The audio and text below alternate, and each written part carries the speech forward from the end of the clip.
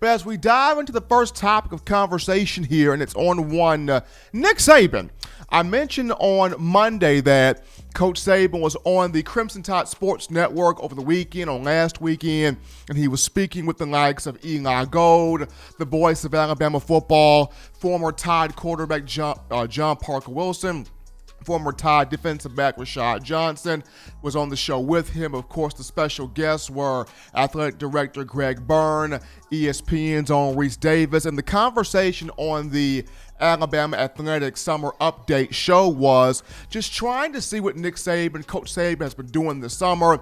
As a family man, as a grandfather, we heard about the funny competitive scooter race between Coach Saban and his granddaughter. But the other thing Saban mentioned was how he is very proud about the veteran leadership, the experience, the older players on the team stepping up, taking an initiative this summer in helping the younger players and setting the tone for this upcoming season. Coach Saban said, and quote, having the veteran leadership, having the experience back has been very, very helpful. These guys have been sharp. These guys have been on the P's and Q's. They've been dead on, assisting the young players with what we have to do, how we have to do it, the importance it is to execute it in that way, shape, form, and fashion. So big ups there to the leadership guys on the team in getting this done. And of course, there are a lot of guys on this roster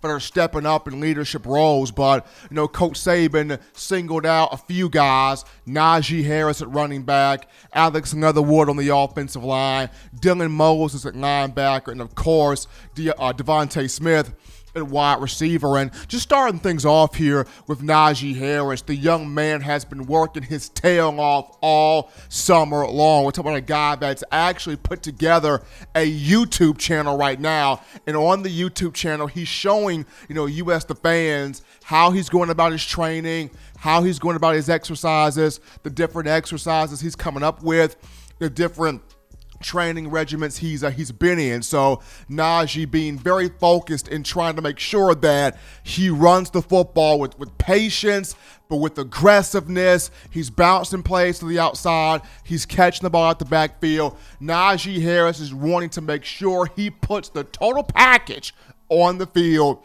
in the upcoming season. So he's the first guy.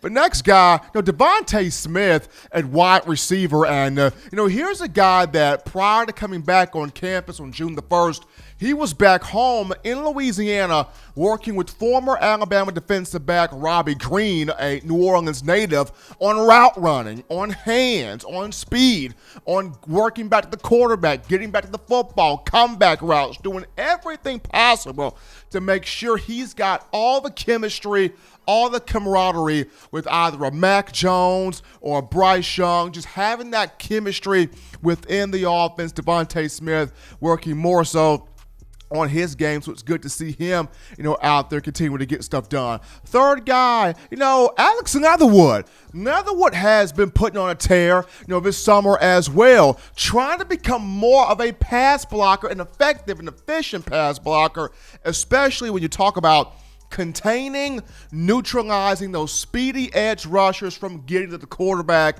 This past year, the native of Pensacola, Florida, though he did grade out at 89% on all of his assignments, he did give up 2 sacks this past season against K'Lavon Chaisson of LSU. So Leatherwood wants to make sure that this season, when he's facing those guys that explode off the line of scrimmage and trying to create pressure to the quarterback, he's there, he's defending, he's neutralizing, he's shielding, he is keeping the quarterback play upright in the pocket there. So Alex Leatherwood 3, and then last but not least, Dylan Moses at linebacker. And we all know this story right here. Coming back from injury, did not play the entire 2019 season because of a knee issue. He's back. He's healthy.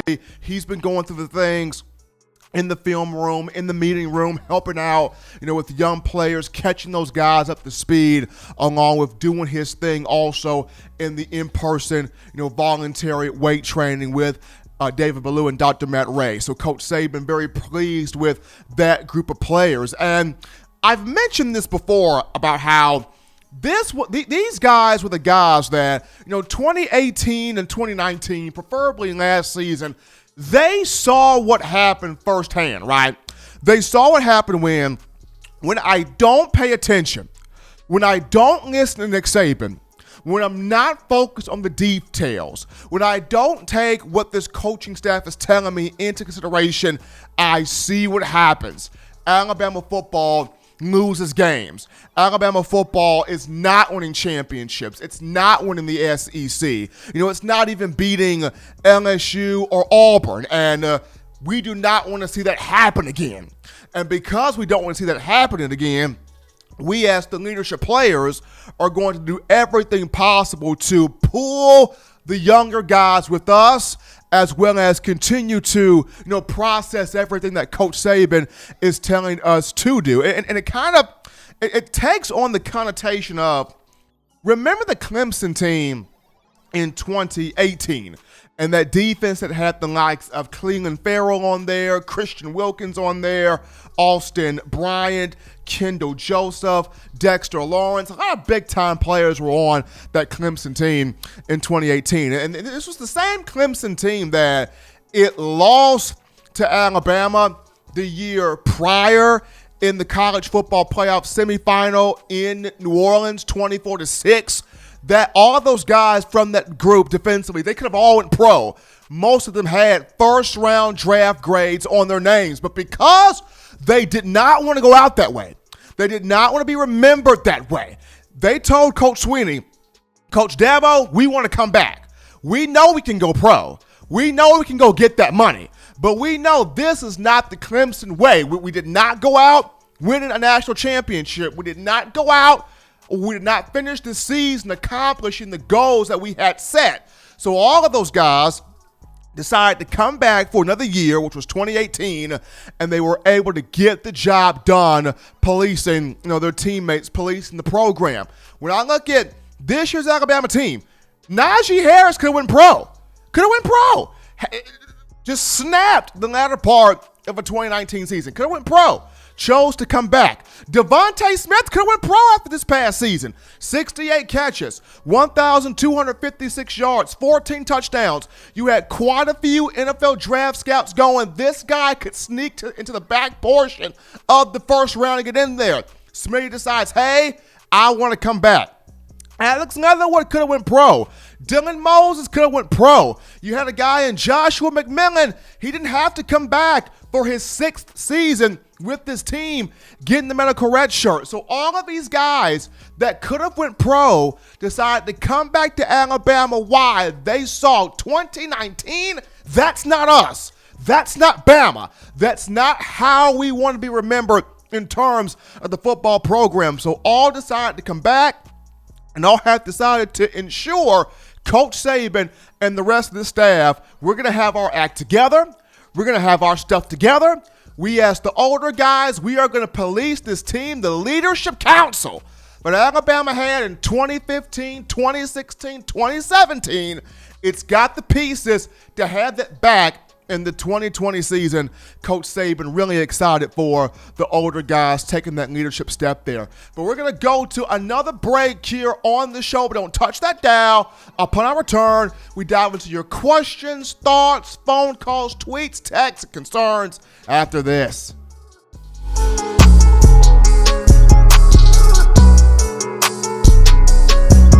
Every sports fan deserves the proper representation. Whitwell Sports introduces to you the Title Towel. Wave that Title Towel in the air like you just don't care. In support of Nick Saban and the Alabama Crimson Tide. Only $9.99 and it lasts a lifetime. Head on over to whitwellsports.com and get your Title Towel today.